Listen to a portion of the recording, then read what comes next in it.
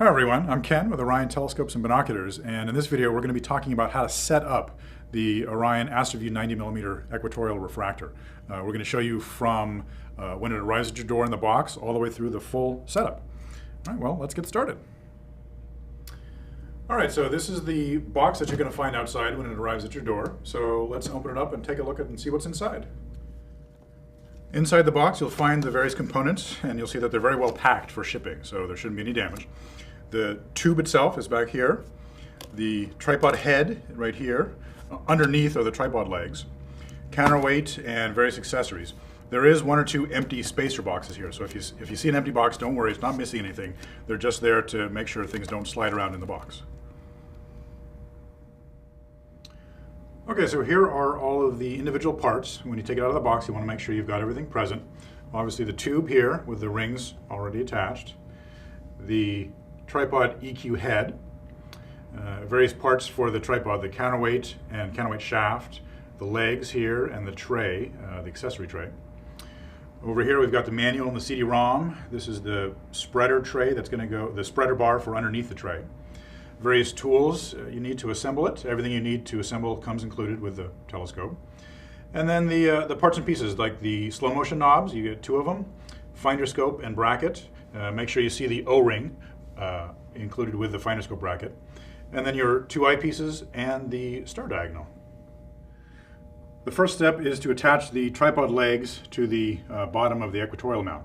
So put the mount head on its side, take one of the legs, make sure you see the spreader attachment. That's going to go on the inside. So if I'm putting it on the top here, it's got to go downwards because this always needs to be facing inwards. Loosen up the bolt here, slide it into the little slot, and then simply tighten down the thumb knob. You'll probably have to hold the nut on the other side just to keep it from spinning. Hand tight is fine. Move to the next one. Again, inward facing.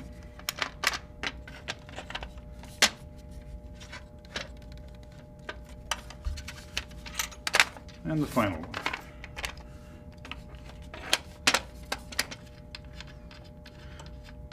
Now there's no spreader holding the legs together, so when you raise this, just be careful. Don't spread them out too far because it will tip over on you. Just about like that, just to hold it up so you could do the next step of attaching the spreader bar. The next step is to attach the spreader bar to the tripod legs. Now before you do that, you've got to remove the screws between the spreader clips. Use the included screwdriver and remove these. Take it completely out. Do that with all three legs. Next, take the screw, slide the spreader bar into the slot, and attach the screw all the way back through. You might have to kind of jiggle it a little bit to get it to sit all the way through.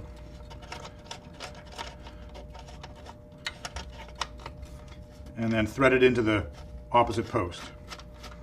Again, hand tight is all you need to do. Don't crank this down.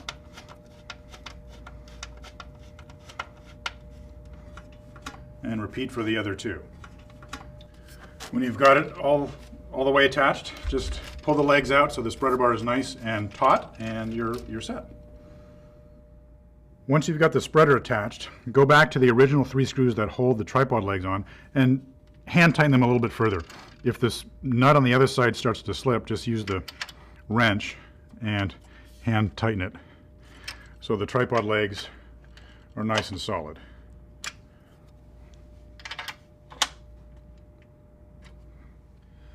Next, you're going to attach the tripod accessory tray to the spreader bar. The three wing nuts that hold it in place are pre-installed in the tray, but they're installed upside down just for transport. So you're going to want to take those out, all three of them, and then reattach it going up through the bottom of the spreader into the tray itself. And repeat for the other two.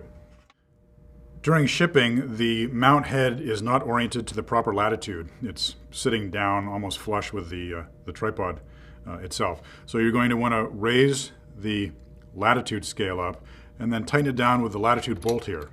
You're aiming for your own local latitude. Here in the Cupertino, San Francisco Bay Area, we're at 38 degrees. So I'm going to tighten this in, and as you can see, as I tighten it, it raises the angle of the mount. Just stop when you get to about 38 degrees, or whatever your local latitude is. And then once it's there, lock down this big, large locking bolt. While we're here looking close at the mount, I'll just let you know that the little plastic protective sleeve can be taken off of the right ascension circle. So just peel it off with your hands.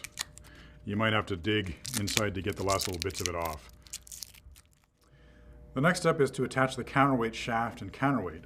But before you do that, the mount might be oriented in a kind of a strange angle from shipping. So just unlock the right ascension and declination lock knobs, rotate around until the counterweight shaft, which comes out here, is facing down, and you can lock them back down in place. Just remember not to move the head when these are locked down. You only want to move it when they're unlocked.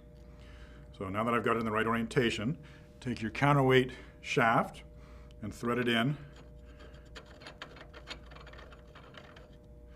Then on the end there's a Phillips screw. Just take that off.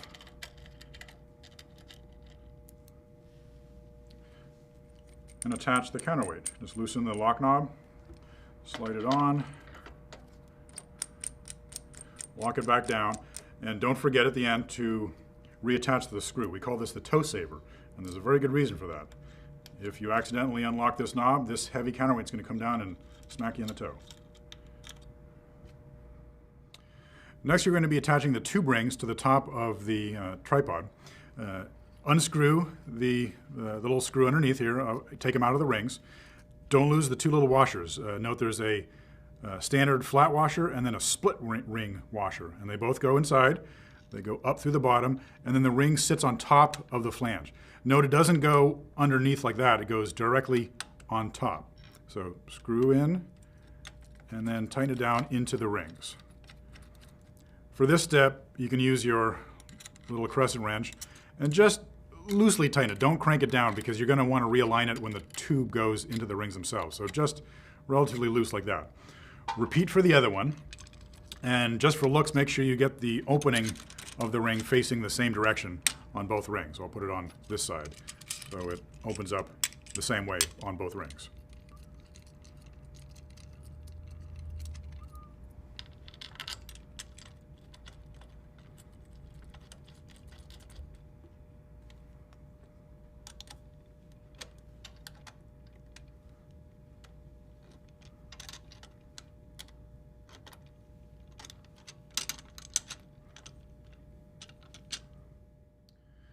Now the tube is ready to be attached to the rings themselves. So just place it in about midpoint along the way of the telescope, and then rotate it so the focus knobs are facing downwards, like that. Take the rings, close them up. You use this little locking ring here. Oops.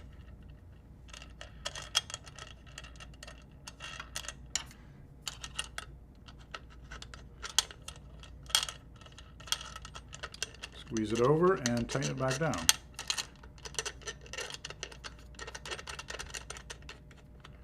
Repeat for the other one.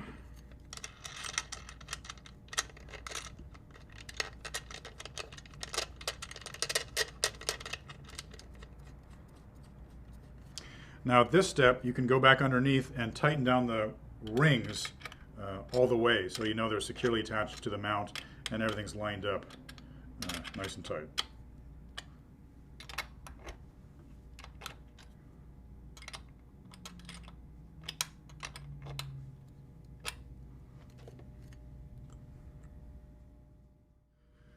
The next step is to attach the slow motion knobs. There's a long one and a short one.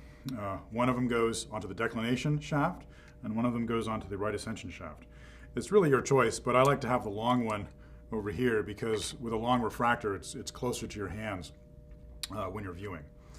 So take your flathead, or your Phillips screwdriver, and unscrew, not all the way, just loosen it up so it's not in the path of the hole. and then slip it over the shaft here. Now if you notice, there's a little flat on the side there. That's where the screw goes. So orient the slow motion knob so the flat is where the screw is going to tighten down, and then simply clamp it down. Repeat for the other one.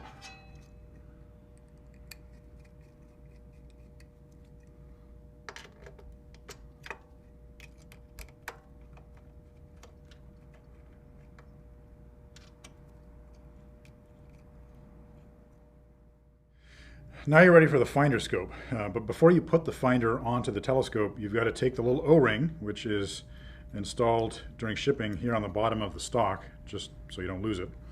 You've got to put it onto the finder itself. Just put it around the tube and bring it down to this little thin notch there.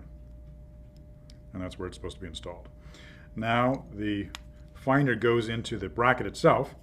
You're going to go in. This is the front of the finder, this is the back of the finder. So this is the orientation that the finder is sitting inside the bracket.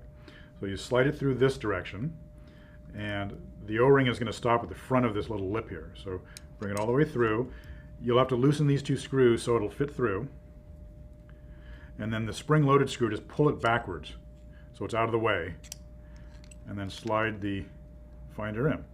And after that's done, tighten these two screws back down until you've got it roughly centered in the bracket, right about there. Once that's done, you can slide it right onto the telescope. Just loosen the locking screw here, slide it forward until it's flush, and then lock it back down. Next, you'll be attaching the star diagonal into the telescope. It just slips inside and it uses this little set screw to hold it in place. That's the same way the eyepieces are held in place in the top of the star diagonal itself. Note that you can unscrew these pieces, but you really don't want to do that. That's just for assembly. Those stay threaded on. You don't unscrew anything out of the telescope. You simply loosen the set screw, slide it in. There's a second set screw down on the bottom. And then gently hand tighten them back down until it's snug. Then the eyepiece goes into the star diagonal. Always start with your 25mm, that's your low power. Again, loosen the set screws, slide it in, and tighten it down. When it comes time to remove it, don't forget, don't try to unscrew the eyepiece because you'll actually start unscrewing some of the assembly of the eyepiece, and you don't want to do that.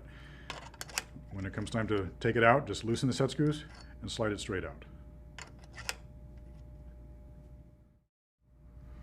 The next step is to balance the telescope. You've got it fully assembled, and with the weight of the eyepiece and the finder, it may not be perfectly balanced. So loosen the RA and deck lock knobs, hold on to it, and bring it down to a sideways position like this, where the counterweight shaft is horizontal and the telescope itself is also horizontal. And I'm not gonna fully let go. I'm just gonna gently let go for a second and see which way it falls. Okay, obviously you can tell it's way too heavy on the scope side. So that means this counterweight has to be slid further away to balance the weight of the tube itself. So I'll go down a little bit further and I'll try it again. Okay, now it's not falling this way anymore. It looks like it's pretty well balanced this way, but if you'll notice, it's too heavy on the eyepiece side. So in that case, you want to loosen the two rings. Always hold on to the telescope when you do this because you are making things loose. And then gently slide the telescope, loosen up a bit more, slide the telescope forward. And now when I let go, things are stable. So make sure that's nice and snug again. Make sure your counterweight is nice and snug. And now when you let go, it stays put. It's nice and well balanced like this. The last thing you have to do for setup is to align the finder scope. This is a really important step, and I know a lot of people miss this, and they wonder why they can't find anything in the telescope. When you first put the finder scope onto the side, like we showed you before, it's not aligned. It's not pointed at the exact same thing that the telescope is pointed at. It's somewhere off angle, even though it looks like it's probably pretty parallel. So you've got to calibrate it. And the way you do that is during the day, find something the hard way. Don't use this. Find something in the main telescope using the eyepiece. I suggest a corner of a building or the top of a tree or some light post. A quarter mile away or more is usually good. So unlock the two knobs. Find the object you want, lock it back down. Use the slow motion knobs while you're looking through the telescope to fine-tune the positioning. So I'm going to say right about there, I've got the corner of some building way off in the distance. So I know exactly where the telescope's pointed. Now I can see the corner of that building there. When I look through the finder scope, it's not exactly on it. It's in the field, it's off to the side, but it's not right on the crosshair. So we're going to use the two screws, the up and down one and the left and right one here. It's spring loaded, so as you tighten it, it moves the finder in one direction. As you loosen it, it moves it in the other direction. Play with the two knobs until you've got the same object right in the center of the crosshair. You'll want to verify just in case you've nudged the telescope a little bit. Okay, it's dead on there, and now it's dead on there. So I've lined the finder scope. I can now use it to find some object in the night sky. All right, so there you have it. That's the full setup of the AstroView 90mm refracting telescope. As you can see, I've raised it up a bit. The tripod legs extend or contract depending on your preference. I usually suggest putting it just as high as possible to sit down when you view it. It's much more comfortable than trying to stand up and bend over the telescope. So as of now, you're ready to go and start viewing the night sky. Thank you very much. Clear skies.